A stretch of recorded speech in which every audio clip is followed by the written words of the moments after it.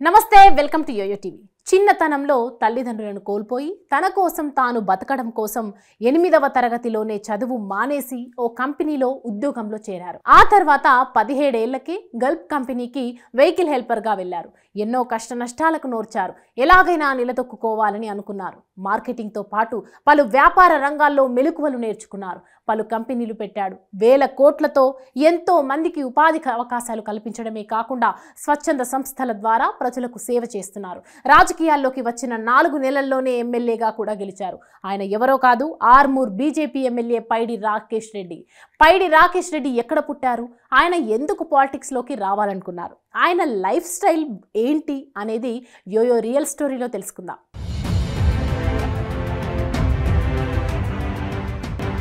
పైడి రాకేష్ రెడ్డి నిజామాబాద్ జిల్లా ఆర్మూర్ మండలం అంకాపూర్లో 1967లో పుట్టారు. తండ్రి గంగారెడ్డి.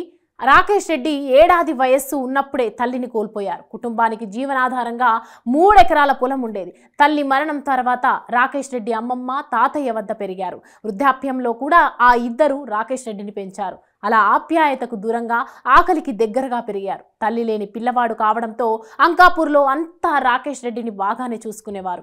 ఇంట్లో ఆర్థిక పరిస్థితుల కారణంగా రాకేష్ రెడ్డి 8వ తరగతిలోనే స్కూల్ మానేసి భవన నిర్మాణ పనుల్లో కూడా కూలీగా చేరారు.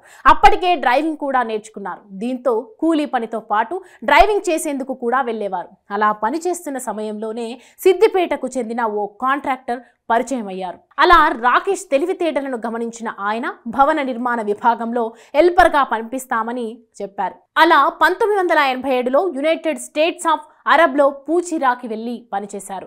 ఆ తర్వాత మళ్ళీ ఆర్మూర్లో డ్రైవర్గా పనిచేశారు. ఇలా పని కాకుండా ఏదైనా వ్యాపారం చేయాలనే ఆలోచన ఉండేది రాకేష్ రెడ్డికి. కానీ డబ్బులు ఉండేవి కావు. దీంతో మళ్ళీ అరబ్ కంట్రీస్లో వెళ్ళాడు. అక్కడ డబుల్ డ్యూటీ చేసేవారు. అంటే రోజుకు 20 గంటలు పని చేసేవారు రాకేష్ రెడ్డి. అలా కొద్ది రోజులు అరబ్ దేశాల్లో పనిచేసిన రాకేష్ రెడ్డి 1994లో ఇండియాకు తిరిగి వచ్చారు. ఈసారి కాస్త డబ్బులు వెనకేసుకున్న రాకేష్ రెడ్డి ఇక్కడే కొన్ని వ్యాపారాలను మొదలుపెట్టారు. ఆ తర్వాత food gain exports and logistic వ్యాపారంలో అడుగుపెట్టారు. హాంకాంగ్, చైనా, కెనడా ఇతర దేశాల కంపెనీలతో ఎక్స్పోర్ట్ అండ్ ఇంపోర్ట్స్ వ్యాపారం చేశారు. రాకేష్ రెడ్డి తెలుగుతో పాటు హిందీ, ఉర్దూ అనర్గళంగా మాట్లాడతారు.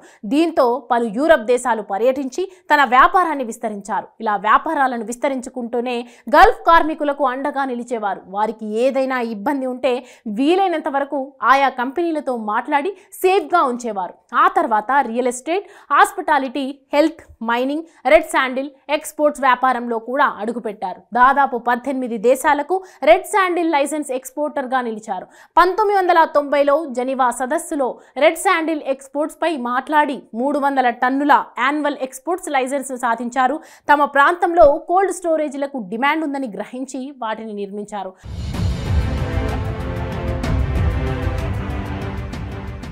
ప్రాసెసింగ్ యూనిట్లు కూడా నెలకొల్పారు. ఎర్రచందనం పెంచాలని రైతులను ప్రోత్సహించేవారు. 2002లో రెడ్ శాండిల్ ప్రైవేట్ లిమిటెడ్ను ఏర్పాటు చేశారు. ఆ తర్వాత 2008లో 9 స్టార్ పవర్ ప్రైవేట్ లిమిటెడ్ను ఏర్పాటు చేశారు. ఆ తర్వాత కాలంలో 9 స్టార్ గ్రూప్ ఆఫ్ కంపెనీలను ఏర్పాటు చేశారు. కోల్డ్ స్టోరేజ్, అగ్రోటిక్, ఇన్ఫ్రాస్ట్రక్చర్, హోటల్స్, హెల్త్ కేర్ తదితర రంగాల్లోకి వచ్చారు. ఇప్పటి వరకు రాకేష్ రెడ్డి దాదాపు 14,000 మందికి ఉపాధి కల్పించారు. 35 ఏళ్ల శ్రమతో వేల కోట్ల వ్యాపార సామ్రాజ్యాన్ని నెలకొల్పారు. అయితే తనకు వ్యాపారంలో వచ్చే లాభాల్లో సగం ఉద్యోగం, సంక్షేమం, సామాజిక సేవా కార్యక్రమాలకు వినియోగించేవారు. అంతేకాదు తొలినాళ్లలో తన వద్ద ఉద్యోగం చేసిన వారికి విదేశాల్లో వ్యాపారాన్ని పెట్టుకోవడానికి పెట్టుబడి సహాయాన్ని అందించారు. ఇలా తనకు తాను ఎదగడమే కాకుండా ఇతరులకు స్ఫూర్తిగా నిలిచారు రాకేష్ రెడ్డి. ఇక ఆయన సేవా కార్యక్రమాల విషయానికి వస్తే సికింద్రాబాద్ ఉన్న 10 కోట్ల రూపాయలు విలువ చేసే భవనాన్ని రూపాయి వైద్య సేవల కోసం విరాళంగా ఇచ్చారు. 9 star health care, GG charity hospital సహాయంతో ఈ సేవలు అందుతున్నాయి. అయితే ఈ సేవలను ఇతర జిల్లాల్లో కూడా ఏర్పాటు చేసేందుకు ప్రయత్నిస్తున్నారు. వీటితో పాటు రాకేష్ రెడ్డి ట్రస్ట్ ను తన కుమార్తె పైడి సుచరిత చూస్తున్నారు. స్కూల్లో భవనాలు నిర్మాణం, కంప్యూటర్లు అందించడం, రక్తదాన శిబిరాలు, స్కూల్ బుక్స్ పంపిణీ వంటి వాటిని నిరంతరం చేస్తూ ఉంటారు. అయితే వ్యక్తిగతంగా తాను చేసే సహాయాన్ని ఎప్పుడూ బయటకు చెప్పేవారు కాదు రాకేష్ రెడ్డి. జన్మభూమి ట్రస్ట్ ద్వారా రైతులకు సహాయం చేస్తూ ఉంటారు. సర్వేజన సుఖినో భవంతు ట్రస్ట్ ద్వారా దాతృత్వ కార్యక్రమాలు చేపడుతుంటారు. అలాగే కరోనా సమయంలో కూడా విరామం లేకుండా సహాయ సహకారాలను అందించారు. ఆయన చేసిన సేవలకు గాను ప్రజలు తెలంగాణ సోను సూద్గా పిలిచేవారు. ఇక రాకేష్ రెడ్డి పొలిటికల్ ఎంట్రీ కూడా ప్రజల కోసమే అని చెప్పాలి. తాను సంపాదించిన దానికి కొంతైనా పెట్టి ఆర్మూర్ను అభివృద్ధి చేయాలని అనుకున్నారు. ఇందుకు ఆయన నియోజకవర్గంలో పర్యటించినప్పుడు అక్కడి సమస్యలను తెలుసుకునేందుకు ప్రయత్నించారు. కానీ అక్కడి ప్రజల్లో ఎవ్వరిని పలకరించినా భయపడే వారని రాకేష్ రెడ్డి ఓ ఇంటర్వ్యూలో పేర్కొన్నారు. అక్కడి సమస్యలతో పాటు జరుగుతున్న అవినీతిని తెలుసుకున్న రాకేష్ రెడ్డి వాటిపై గలం విప్పారు. ఆ సమయంలో తనను చంపేస్తామనే బెదిరింపులు కూడా వచ్చాయి. ఆయన వెనుకడుగు వేయకుండా ముందుకు సాగారు. ఆర్మూర్లో జరుగుతున్న అక్రమంగా మైనింగ్ను బయటపెట్టారు. అంతేకాకుండా బీఆర్ఎస్ ఇచ్చిన ఎంపీ ఆఫర్ను కూడా తిరస్కరించారు. తెలంగాణతో పాటు దేశం బాగుండాలంటే బీజేపీతోనే సాధ్యమని భావించిన రాకేష్ రెడ్డి కాషాయ కండువా కప్పుకున్నారు. రాకేష్ రెడ్డి గురించి స్టడీ చేసిన బీజేపీ 2023 అసెంబ్లీ ఎన్నికల్లో ఆర్మూర్ టికెట్ ఇచ్చింది. బరిలో నిలిచిన తొలిసారి 29,000 ఓట్ల మెజారిటీతో గెలిచారు. ఇక నియోజకవర్గ అభివృద్ధికై ముందడుగు వేస్తున్నారు.